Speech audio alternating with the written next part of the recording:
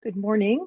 My name is Judy Feinstein, and I'm the lead mentor for BC for former US Vice President Al Gore's Climate Reality Project. Thank you for taking the time to join us today for what I'm sure will be an engaging presentation and discussion. Firstly, I'd like to acknowledge where I come to you from today.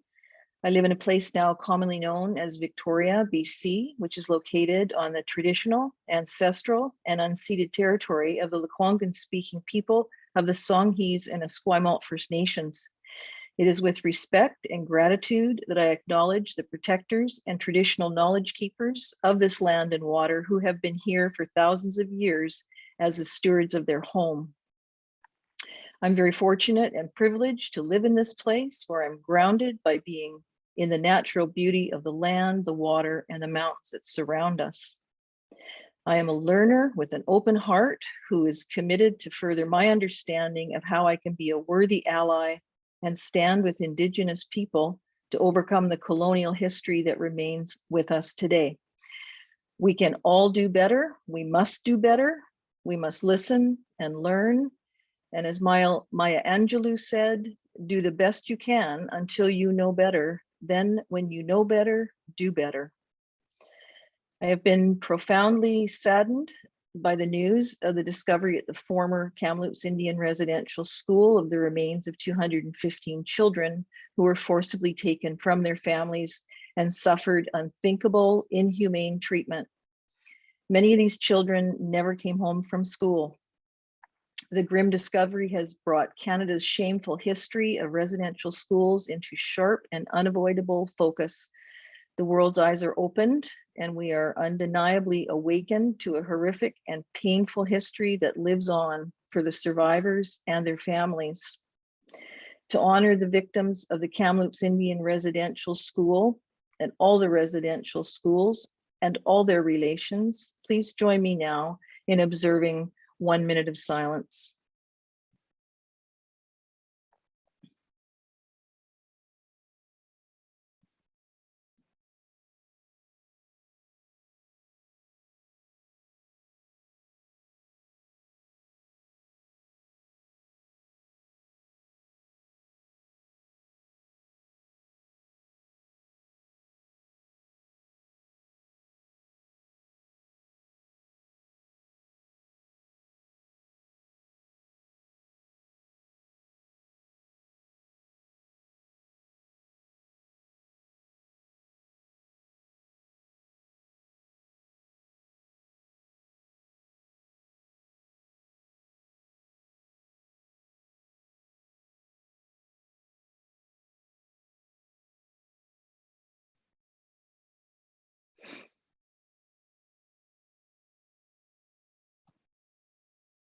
Thank you. And resources regarding residential schools information and support will be provided to attendees in the chat and in a follow-up email. It's now my pleasure to introduce André-Anne Perron, passionate about environmental justice and dedicated to empowering people to be change makers in their communities. André-Anne joined the Climate Reality Project Canada's team as executive director in March of 2019. André-Anne holds a master's degree in anthropology from the University of Montreal. She shares a course lecture titled Climate Change and Justice as part of the International Cooperation Certificate offered in the Permanent Education faculty at the University of Montreal. Elected on several boards of directors, she's one of the founding members of Destinations, a cultural and artistic embassy for First Nations, Inuit, and Métis in Montreal, and was appointed member of the Montreal Women Council. André-Anne was one of the top 30 under 30s for La Presse. André-Anne. Thank you so much, Judy, for your warm words. Before we move any further into this discussion, I would like to share the words of Preston Mercredi Fleming. I grieve for the time that was stolen, for the traps not set, for the beads not sewn, for the bark not peeled, for the fish not smoked, for the medicines not picked, for the songs not sung, for the hides not scraped, for the hair not braided, for the languages not spoken, for the lives not living, for the spirits not fed, for the pipes not filled, for the whistles not blown, Time was never lost. It was stolen, so we grieve. The tragic discovery that happened in what we call British Columbia and even more recently in Manitoba at the Brandon Indian Residential School has to be a wake-up call that goes far beyond its current borders. Indigenous communities have suffered for too long, and it is impossible to stay idle in the light of such tragedies. All the residential schools located across Canada should be searched. The unmarked graves of all the stolen children must be found, and the 94 calls from the Truth and Reconciliation Commissions implemented. We want to bring to your attention the volume 4 of the TRC's final report, publicly accessible since 2015, as well as the calls to action 71 to 76, inclusively related to missing children and burial information. My name is Andréane Parent. I am the Executive Director of the Climate Reality Project Canada, and I'm joining you today from Jodage, commonly known as Montreal. The Climate Reality Project Canada's office and my home are located on the land which has long served as a site of meeting and exchange amongst Indigenous people, including the Haudenosaunee and Anishinaabe Nation. The Climate Reality Project Canada honors, recognizes, and respects these nations as the traditional stewards of the land and waters on which we are today. As we honor the traditional stewards of the land and waters all across the Turtle Island, we celebrate their continuous work to bring back harmony and balance in our relationship to the earth, as well as all the living creatures we share a home with. We're committed to amplifying their voices, and today we're really honored to be able to amplify their work from the front line to protect the ancestral forests, thanks to Dawna's participation in this webinar. Thank you. Thank you, Andréane. We will start with a 30-minute presentation by Dawna Mueller, award-winning environmental photographer and BC climate reality leader. Will share her incredible visuals and her personal experience on the front lines in the battle to save our precious ancient forests. Dawna is currently working on a photographic project documenting the ancient old growth forests on southern Vancouver Island. She's been documenting the blockades for Focus on Victoria magazine and Saving Earth magazine, and covering the enforcement of the injunction and arrests since May 18th. Dawna was born in Winnipeg and is Red River Métis. She studied art and history at the University of Paris, Sorbonne, as well as political science at UBC and law at the Allard Hall Law School at UBC. In 2018, Dawna was trained as a climate reality leader by Al Gore in Los Angeles as part of his organization, the Climate Reality Project. In addition to her ongoing work, Dawna is currently studying for a Master's of Photography at Falmouth University in Cornwall, UK. Following Dawna's presentation, we will have 20 minutes dedicated for Q&A, discussion, and calls to action. Please use the chat to share your observations, comments, and questions all through Dawna's presentation. We will collect them and ensure they are addressed during the Q&A. And over to you, Dawna. Thank you so much. Thank you. I'm so honored to be doing this work as a guest on the unceded coastal Salish territory of the Lekwungen and Saanich nations, and as well my work in the Fairy Creek watershed, which is the unceded territory of the Pacheedaht and Dididat nations. And I'd like to thank you, Andréane, and Climate Reality Canada, and Judy for Climate Reality BC for putting this talk together. And as well, I'd like to thank each and every one of you that has showed up on your Saturday when I'm sure you could be doing something more leisurely. But this is an important topic, and I'm very honored to be here to share this with you. And thank you for your words of the Indigenous communities and the children. My mother's here today in the audience, and she had sisters that were taken to residential schools. It's a very heartfelt and heavy time for all of us, and I would like to give my condolences to all of the families that are affected by this. I'm going to start sharing my screen, and then we will move on to the slideshow. But my first disclaimer to all of you is that I am not a forester and I'm not an ecologist, but what I am is a passionate advocate for the planet, and the Climate Reality Leadership Program has given me an opportunity to take my message out to a greater audience. And so I really appreciate that you're all here today, because we all have an audience, whether we're climate reality leaders or not, we have an audience, our Facebook audience, our friendship group, and we can take this information on and pass it into our own communities. So I appreciate you being here, and I will start my screen share now.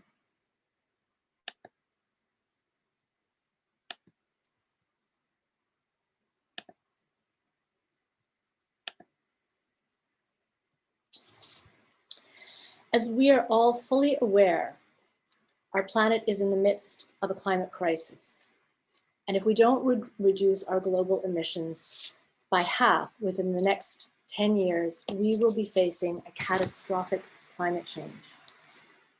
I've spent the last 6 years working in the cryosphere. That's my specialty, the land of ice, polar regions, and the Swiss Alps. COVID changed all of that for me, and since March 2020, I've been living in Vancouver, and now for the past 10 weeks, I found myself on Vancouver Island and what is quickly becoming the second war in the woods. The first being Claypot Sound and the surrounding areas in the early 1990s, which resulted in some of the largest acts of civil disobedience in the country. So why are we still fighting for old growth forests almost 30 years later? It's as though we haven't learned anything. I'm going to talk about the importance of old growth forests and why their existence is essential. And I'm going to try to explain what is going on in the southern Vancouver Island rainforest that's currently at risk. And also to talk about my time on the front lines when the injunction was granted to remove the human blockades that have been there since August 2020. Finally, I will talk about the latest developments between the Pacheedaht, Dididat, and Hawaiiat nations and Premier Horgan's announcement this past week to defer logging. We'll conclude with the Q&A and calls to action. And as Judy said, there's a list of meetings and calls to action. PDF will be shared. Old growth forests are complex and play critical ecological functions in harnessing the sun's energy through photosynthesis, storing carbon in large, live and dead trees, collecting, filtering, cooling and transporting water, gathering nutrients from the atmosphere, providing nurse logs for the next generation of trees, and for building soil. BC's biodiversity depends in large on old growth forests. The structural diversity and long development period of old growth forests drive their ecological function. Forest biodiversity and ecosystem function are inextricably intertwined, and these forests have dense canopies, thick, tough bark, extensive root systems, and space between them, which helps to prevent the spread of fire, landslides, flooding, and along with protecting water sources. Functional ecosystems sustain viable populations and adaptive species, and in turn, natural biodiversity maintains ecosystem function and resilience. Healthy old growth forests deliver ecosystem services valued by people, including food, water, fuel, medicines and timber, recreation and tourism opportunities. And Indigenous communities value old growth for traditional resource use, the ability to harvest for cultural and spiritual purposes as well. The ecosystem of an old growth forest is home to millions of species, and the subterranean mycorrhizal network connects the entire stand. And without these trees, the networks die. The lethal chain reaction is that everything dies, from the wolves and bears, fungi, and ultimately forests. Today and every day, more than 600 hectares of forest will fall in BC's greenhouse, which is deforestation, an area the size of Vancouver, every single year. The UN's 2019 Global Assessment Report on Biodiversity states that human deforestation is a major factor in condemning 1 million species to oblivion over the next 100 years, including 25% of all plants and animals. Trees breathe in carbon dioxide and separate it into carbon and oxygen. A mature tree releases about 250 pounds of oxygen annually, and an average person needs approximately 500 pounds per year to breathe. After releasing oxygen into the atmosphere for us to breathe, trees store the carbon as wood, And the important task of forests assists in drawing down CO2 from the atmosphere and storing it in both living and dead trees, as well as in the soil. The forestry practice in BC is to clear cut large tracts of land, thereby punching a huge hole in our forest's capacity to sequester atmospheric carbon. Clear cutting, which is when the entire forest is razed, causes large and immediate loss of carbon from decomposing organic materials and soils. And this is exacerbated when old growth forests are left. For example, it takes 13 years on average before a new forest begins to absorb more carbon than it releases from the clear cut. These newly planted monoculture farms are sequestration dead zones. That means that they emit more carbon than they absorb. Sierra Club of BC collected data that shows between 2005 and 2017, there was an area, a total of 3.6 million hectares of sequestration dead zones in BC. This is an area that's larger than Vancouver Island. Dawna, I'm Yeah? sorry to interrupt. It seems that we are having sound trouble. I'm wondering if we can try How's to this? resolve. Can you hear me now?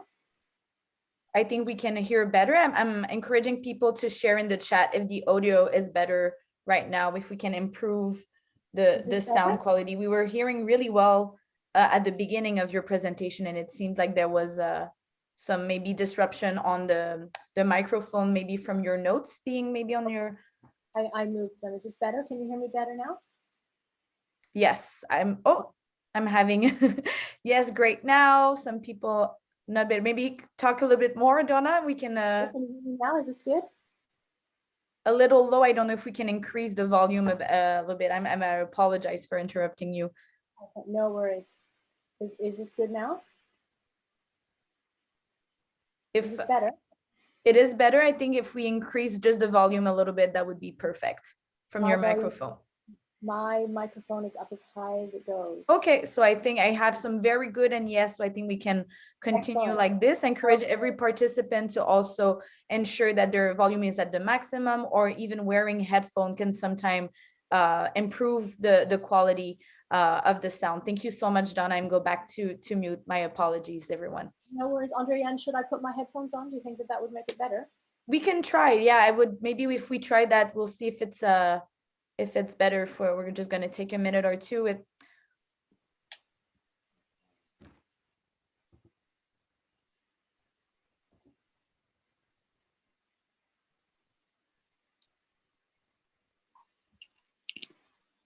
How's this? Is this better? I think this is good. Okay. Oh yeah, that is way better actually. Just heard your okay very loud and clear. Perfect. So I'm going to mute again. Thank you so much, Dawna. Thank you very much. So old growth forests can store over 1,000 tons of carbon per hectare in the vegetation and soil. Much of it is accumulated over thousands of years. When the coastal old growth is cut, up to half of the carbon is released into the atmosphere. These old growth forests act like carbon banks, accumulating carbon in the trees, soil, and organic matter. In April 2020, an independent report titled BC's Old Growth Forest, A Last Stand for Biodiversity was published.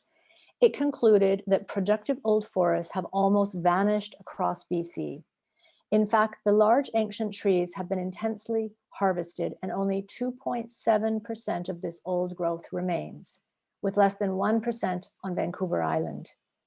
This has essentially become the white rhino of old growth forests. This report concluded that BC forests containing large old trees are almost extinguished and will not recover from logging. And this current status puts biodiversity, ecological integrity, and resilience at high risk today. And one of its recommendations was essentially to stop the bleed and to immediately place a moratorium on logging BC's old growth trees.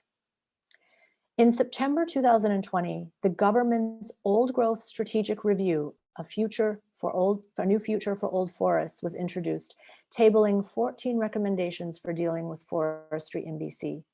The study estimated that approximately 415,000 hectares remain that have very large trees. These trees are over between 250 and some are even over 1,000 years old. The recommendations for dealing with forestry in BC called for imminent change, improving management, and orderly transitions. And there were two recommendations that called for immediate response. One was a moratorium on old growth logging within 6 months of the report completion.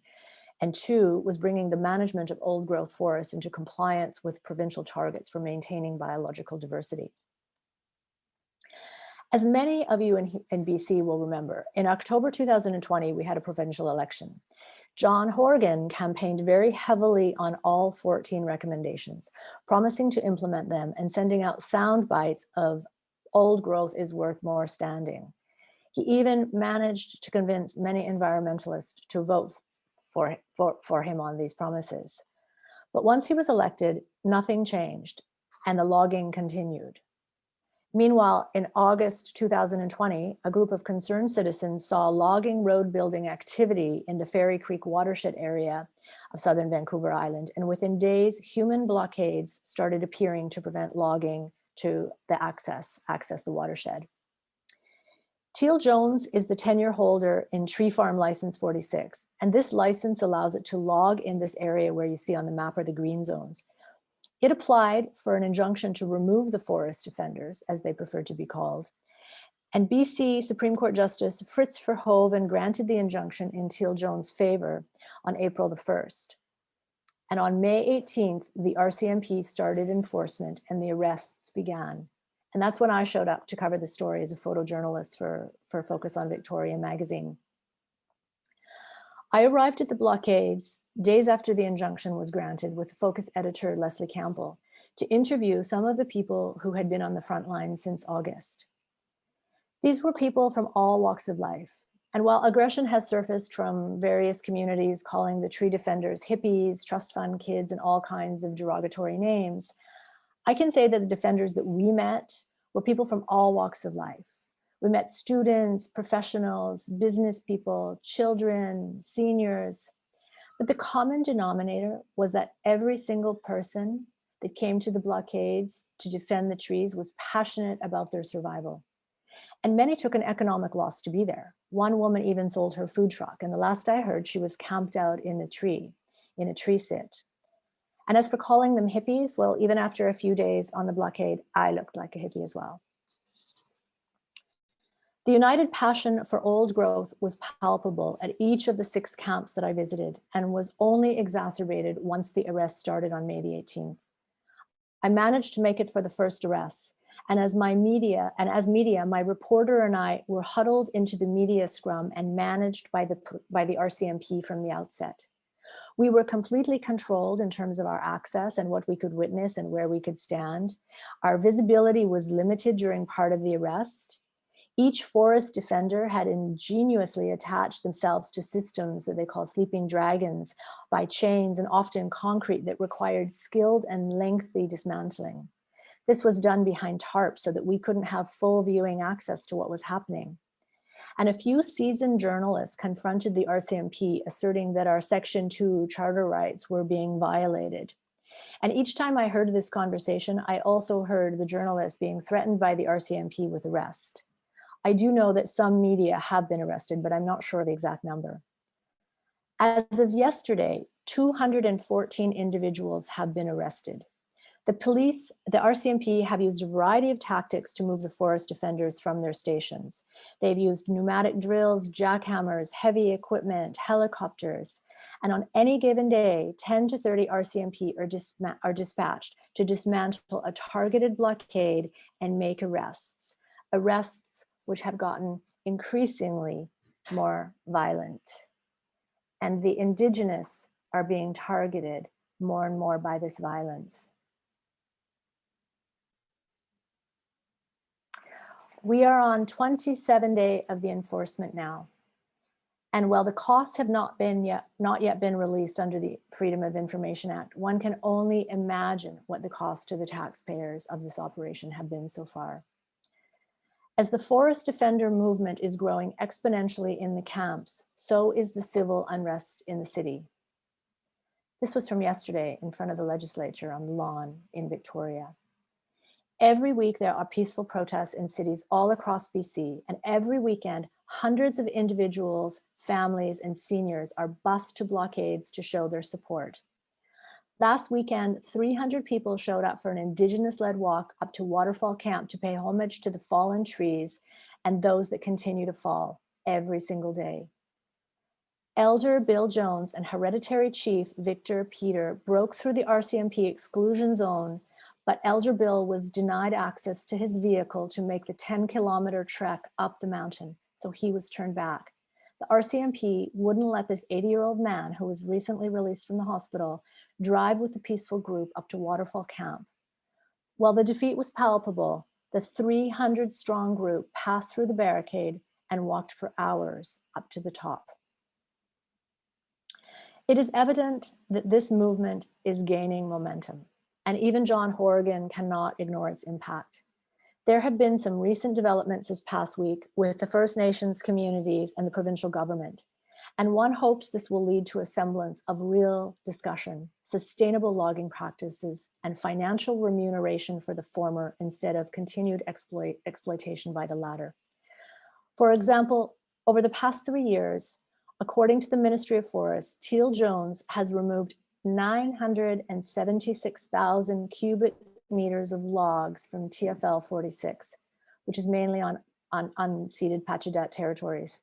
And this is an average value of $135 per cubic meter.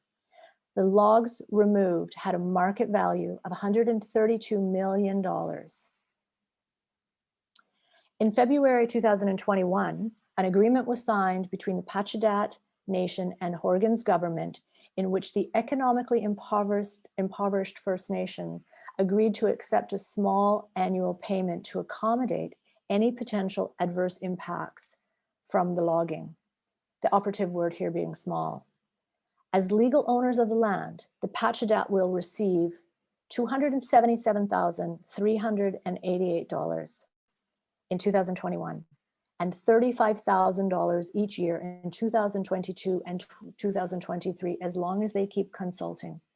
There's nothing in the agreement that says they will get more than a total of $347,000, and they cannot obstruct the logging. And Teal Jones walks away with $132 million. This past week has seen some interesting turns with a tripartite deferral agreement between the Pacheedaht, Dididat, and Huayat nations. And on June the 5th, the three nations formally gave notice to the province of BC to defer logging growth for old growth logging for 2 years in the Fairy Creek and Central Walbran areas on Southwest Vancouver Island, while they prepare their resource management plans. And this also includes a moratorium on road building in the area. This declaration is their commitment to take back their power over their traditional territories. In an emailed statement on Tuesday, Teal Jones said that they will abide by the declaration and looks forward to engaging with Pacheedaht, Dididat, and Huayat nations as they develop their integrated resource forest stewardship plans. On Wednesday, John Horgan stood before British Columbians and announced his commitment to go along with the First Nations request and defer logging in the Fairy Creek headwaters in the Central Walbran. But what does this mean exactly? Well, first of all, a deferral is a temporary reprieve and it's not a permanent protection. David Broadland astutely analyzes the Premier's hyperbole. In the Coles Notes version is that Horgan announced a 2-year logging deferrals on 2,000 hectares. In these areas here, there's a deferral in the gray zone. Those amount to 2,000 hectares of old growth forest in Central Walbran and Fairy Creek. But the reality is that in the Central Walbran area, there was already a deferral granted in September 2020. So it's not in danger of being logged anyway. And this area covers 1,489 hectares, but the old growth is only 1,150 hectares. Additionally, Horgan deferred logging for 2 years in the small area Fairy Creek, which is here in the gray area.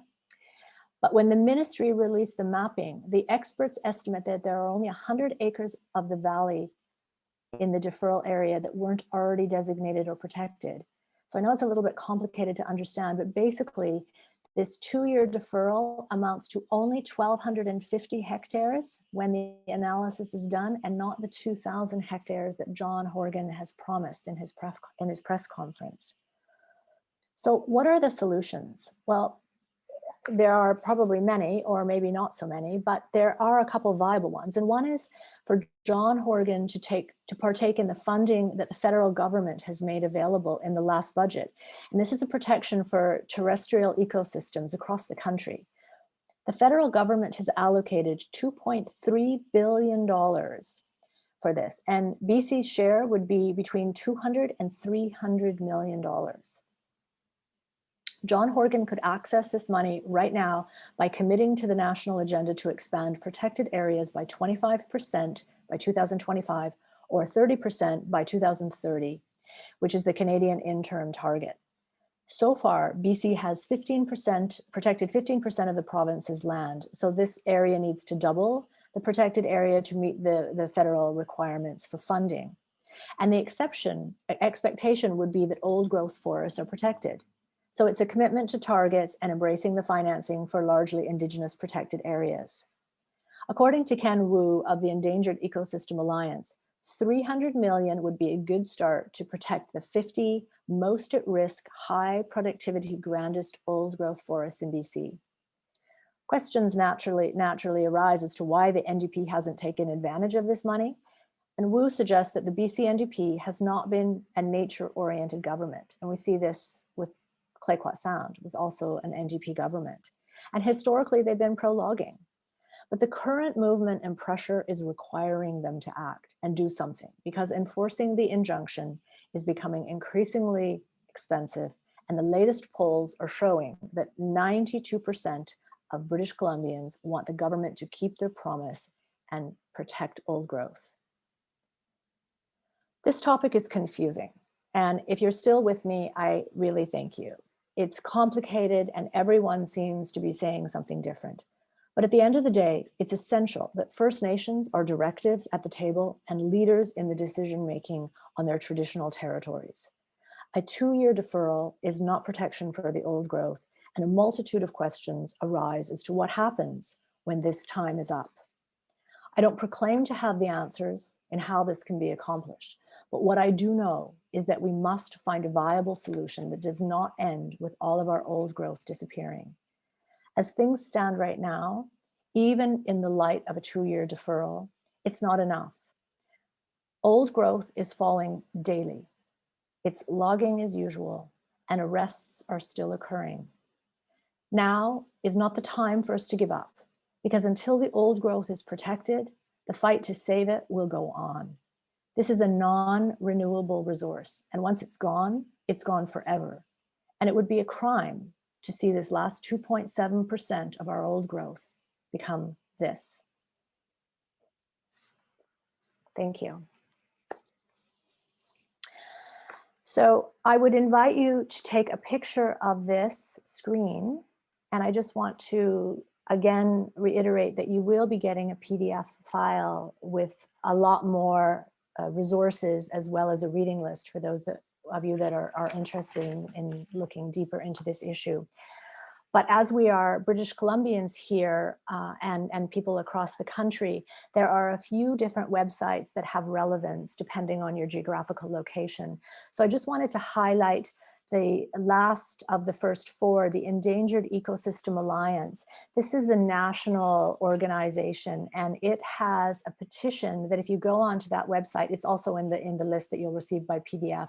But when you go into the petition of that and sign it and then send it, it is disseminated and distributed to every minister, federally and provincially, that has anything to do with this issue. So it would go to Prime Minister Pierre Trudeau, the Federal Minister of the Environment, the Federal Minister of Natural Resources, the Federal Minister of Aboriginal Affairs, the Federal Minister of Finance. So the list is very comprehensive. And when you go onto the website, you can see exactly who it's being sent to. So I would encourage everybody from right across Canada definitely to get involved with the Endangered Ecosystem Alliance.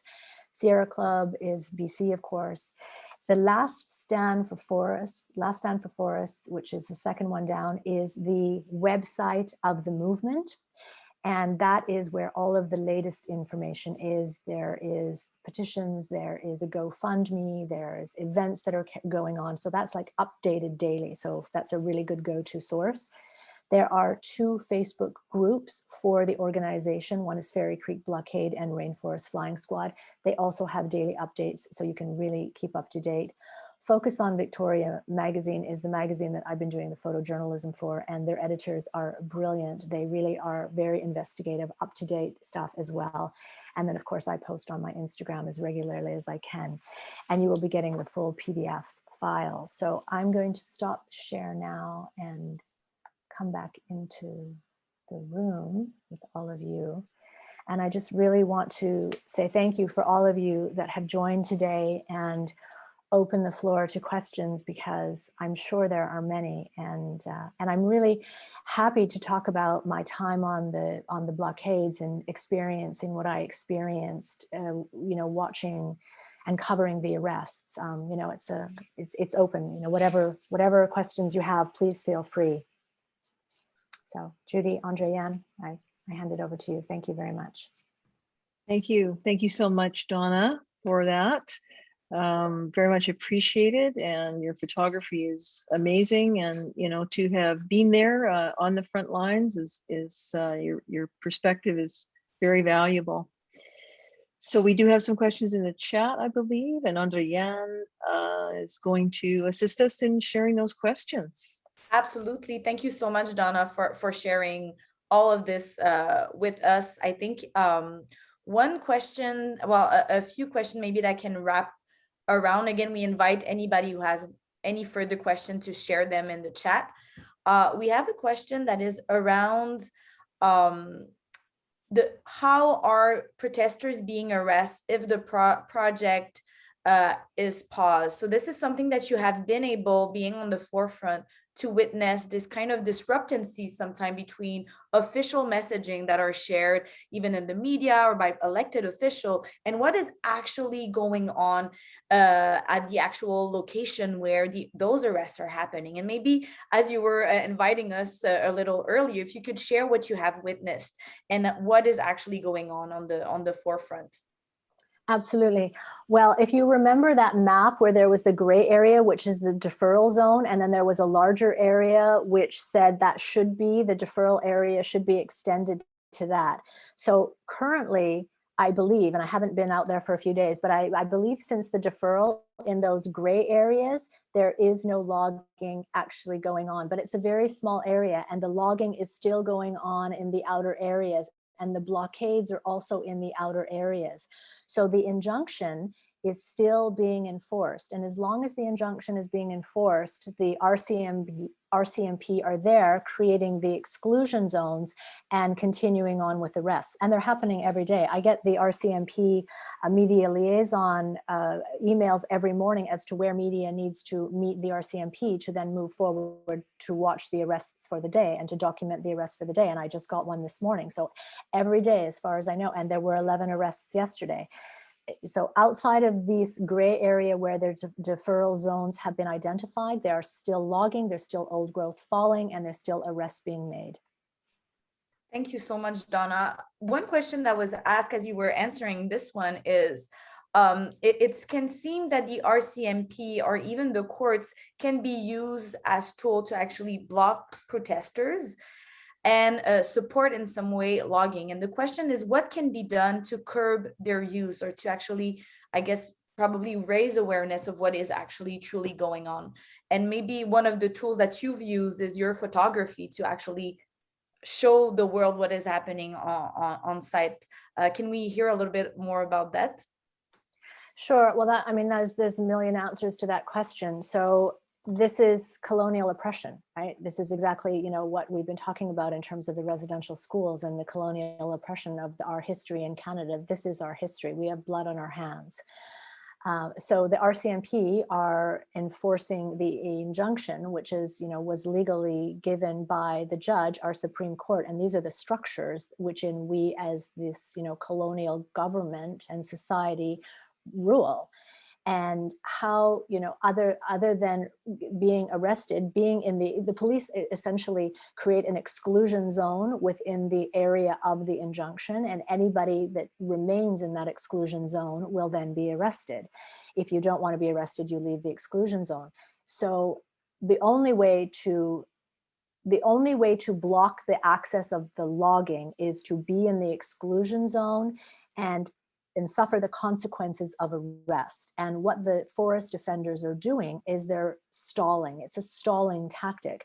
Every person released or extracted from their physical blockade, and some of them are putting, sleeping dragons, a PCD pipe in their arm, and then concreting their arm into the ground. And this is taking an extraction of 1 to 1.5 hours with those machines. And there have been somebody on a hanging dragon which took 10 hours to extract. There are people in tree sits which are requiring helicopters and military people to rappel out of. And this is a huge operation, and the tactic here is a stalling tactic, because if it takes a day to move all of the blockaders, the forest defenders, off of the road so that the logging company can have access, that's one less day that the trees have to fall. You understand? The tree, they eventually clear the area. There were 2 blockades that last week that were actually ambushed by the RCMP before the forest defenders were able to get into position. One was the RCMP came in at 4:30 in the morning in plain clothes. They had hiked in a number of kilometers, and they disarmed the infrastructure that the forest defenders had. They had sleeping dragons ready to go into, and the RCMP filled it with foam that hardened, woke everybody up, walked them out. Instead of taking a whole day to arrest and dismantle everything, they basically walked them out. It was a 1.5, 2 hour arrest, and that camp was lost. But then it was resumed the next day because the forest defenders keep on getting back in.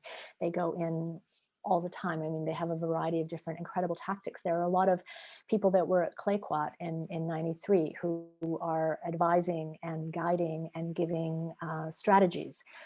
It's an incredible operation, and the people are extremely skilled. So I think there's a second part to that question that I probably have gone off on a tangent. How to get involved? Well, spreading the word, right? I think it's very important to spread the word. There is a hearing next week that is being brought by the Canadian Association of Journalists as a contravention in response to the contravention of the charter restricting media access on the ground. And that basically has to go back to Judge Verhoeven, where he has to amend the initial injunction to say something about what media, because right now, how it's being interpreted, there's nothing in the injunction that says anything about media, but how it's being interpreted by the police is that they can exclude media from certain things, and they can, cover up with tarps and whatnot. So there needs to be a very succinct and expressive directive from Judge Verhoeven as to what media has access to by looking at Section 2B of the Charter of Rights and Freedoms, which allows freedom of media and press. This is another thing there, and there are some lawsuits against the RCMP, I believe, right now with respect to the violence that some of the Indigenous youth have been subjected to. What's really important is the images that some of the photography that I used, especially the ones with the violence, that was from Mike Graham, who's an amazing photographer, and he was able to get in through some non-conventional ways. He got outside of the cleaned up media group that I was often in that was already sanitized, and he got in through more surreptitious ways and was able to document some of these things that the police really didn't want people to see. And everyone has cell phones on the blockades, and so people are able to take their own images and then disseminate that through social media. This awareness and this visual imagery is really important for people to see what's going on, because what we are seeing on the 6 o'clock news, from the mainstream media is not always representative of what's happening on the ground. And I think, getting our voices out there, whether it's through our photography, whether it's through our communities, whether it's, sharing other information from legitimate sources, there's a variety of different ways. It all matters, it all counts, it all adds up. Thank you so much, Dawna. A question asked by Bill Davidson. regarding the people who are getting arrested. He was wondering what happened after the arrest. Do you have any information regarding that? Are people actually being charged? Are they then being caught and then released? Yeah, most of them are being charged civilly, which is not a criminal offense, so you don't have a record after that. So it's just, I mean, it's a revolving door. So basically they're taken into Cowichan to the police department, the police station there. They're usually not held for any length of time. They have to sign a condition release, which prevents them from going back, and then they're released. There have been some people who haven't signed the condition. There have been people who have signed the condition. There have been people that have been coerced by being told that, you know, they're going to be held over the weekend if they don't sign the condition because there's no bailiff to release them, which isn't really the fact. There's been a lot of coercion tactics that have been used. There have been a couple of people that have been charged criminally, but I don't have the specific facts on those. But most of the charges are civil, which means that you don't have a record, which is why so many people are willing to be arrested, right? Because it's just a delay tactic. And this is a huge movement. I mean, Clayoquot and that area, that movement in the 90s was very successful in protecting a certain amount of land, Mears Island and other areas. Not everything that was wanted, but it shows a precedent. And that was a partially successful precedent. And I think there's a lot riding on that. We look forward based on what we have from the past. And when we see that success can be achieved by this civil disobedience, I mean, we're the seat of civil disobedience in Canada here on Vancouver Island, you know, we've seen how it works. And it's a tool for us as citizens to make our voices heard, because clearly the government is not acting in the best interest of the community now when 92% of British Columbians want to stop old growth logging. Our voices are being heard. The government's not doing anything. And this lip service of, you know, this 2000, it's not even 2000 deferral is it's not enough. Thank you so much, Dawna. Just to remind everybody, we're also going to share some calls to action. All of the links as well are going to be shared. My colleague is going to share in the chat some highlights of the calls to action that Dawna has prepared for this conversation. Any other questions that any participant would like to share? I think there is one regarding the impact of Bill C on the media coverage. Is that something that you're... I'm sorry, what was that? Can you say that again? Does Bill C impact the media coverage, is a question asked by Francesca Murray. What is Bill C? Is it Bill C-12, Francesca, that you're referring to, the federal bill regarding accountability? I don't even know what Bill C-12 is. I am not sure as well if it's Bill C-12 that we're referring to in this question. So Francesca, if you would like to, so it is the accountability bill that is currently being studied by the federal government. Okay. So it hasn't been passed yet. Is it still under discussion? So it's in the House? It is still under discussion. So then it wouldn't have any impact if it's not legislated and tabled yet. There's no impact. But exactly. I mean, what has impact is Section 2B of the Canadian Charter of Rights and Freedoms, which provides protections and affords freedom of the press. And in this case, clearly the freedom of the press was obstructed.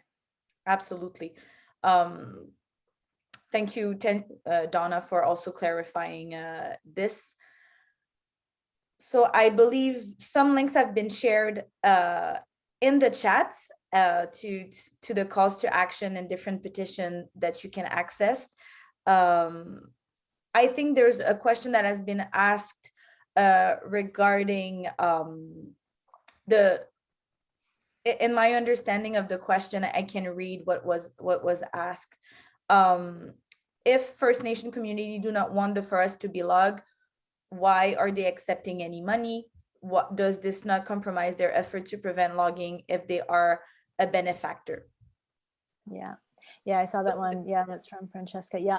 So, okay, that's a huge, huge issue. So again, we revert back to colonial oppression. And if you've gone to any of the reserves anywhere in Canada, you can see that colonial oppression. And the Pacheedaht Nation, I was just on the reserve the other day, and it probably is, it looks like one of the most oppressed reserves that I've ever seen. There's a lot of, how can I describe this? It is, they're really at the mercy of the logging industry, because they have been given a mill with financial strings attached to it in the form of a loan by Teal Jones. And I wasn't able to get the data about the exact cost, but there is a loan that the Pacheedaht need to pay back to Teal Jones, and they are logging in their own mill. So you see, this is a very, it's a incestuous relationship of, you know, Teal Jones wanting to support them in logging, so that the Pacheedaht and even, you know, even other communities are supporting the logging on the territories, and they have oppressed them into being reliant on the economics of logging within their own community, because they have this debt to pay back for this logging, you know, this mill that they have on their territory. And I mean, this has happened all across Canada, where Indigenous communities have become reliant on the being the beneficiary of the colonial powers that be, whether it's the government or industry, and in this case it's industry. And then the land is raped and pillaged, and all clear-cut, all old growth will be gone, according to Torrance Cost, who's the campaign director from the Wilderness Committee. He said 3 years. In 3 years, the old growth will be gone. So then what's going to happen to the Pacheedaht then? You know, they have this mill, they can't mill anything because the old growth is gone, you know, and what's going to happen to the logging community that are so insistent that they need this old growth because it feeds their families? Well, where's the foresight? What's going to happen in 3 years? You know, so this is kind of going on a different extension of this question, but the Indigenous communities basically need access to income, whether it's coming from the logging. I mean, you know, if they had their own way, and I think this is hopefully what they're going to be looking forward in their own stewardship plans of sustainable forestry, is how to practice that sustainable forestry, not a clear cutting, which is clearly Western industrialized, colonized way of logging. And you don't see this really in anywhere else in the world except for Canada. Thank you so much, Dawna. I also encourage everybody, if you're interested in that question, to look into the United Nations Declaration on the Rights of Indigenous, particularly on the free, prior, and informed consent. There's a few articles, namely Article 3, 4, 18, and 19 from the United Nations Declaration on the Rights of Indigenous People, that really also address what Dawna was sharing here on how Indigenous sovereignty on the land and relationship, and what can be done administratively to support that the land rights, and also ensure the free, prior, and consent of the nations on whose lands any type of project is happening. Wonderful. So I thank you so much, Dawna, for those thorough answers. Some questions would have required almost their full-on presentation, because they do have so many layers to the answers. I think we have a few calls to action to share. I invite Judy to join us to share a few of those links with us and highlight a few of them.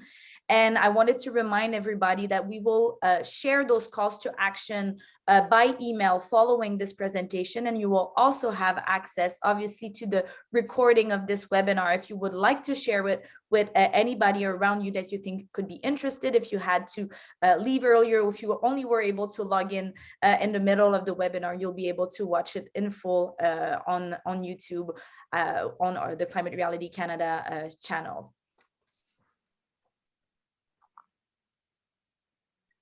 Thank you.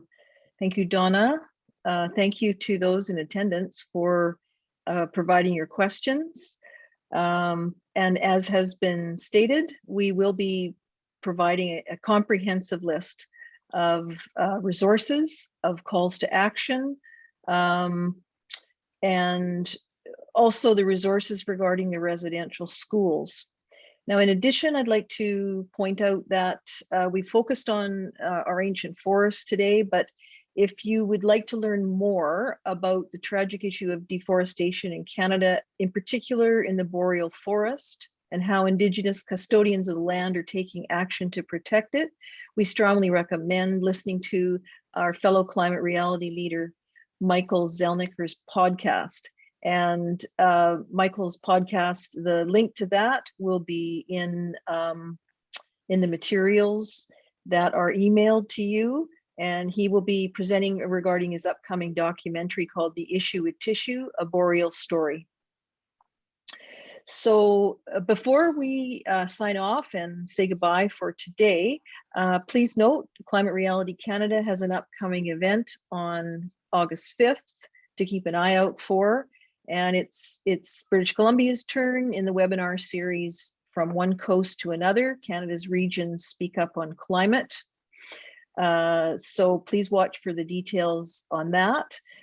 Thank you, Dawna. Thank you, André-Yann and Imogene for our technical support from Climate Reality Canada headquarters. Again, you'll be able to watch a recording of this. And we do appreciate you joining us on this morning or afternoon, depending on where you are. And thank you again, and have a wonderful Saturday. Thank you, Judy. Thank you, André-Yann. Thank you, Imogene. And thank you to everybody that came and listened to this. It's an important issue, and I hope that you can take it into your communities and take it into your heart. And I hope that we can keep these trees standing. Thank you so much. Thank you everyone for joining. Thank you, Dawna, for your words of wisdom. Thank you. Bye, everyone. Bye.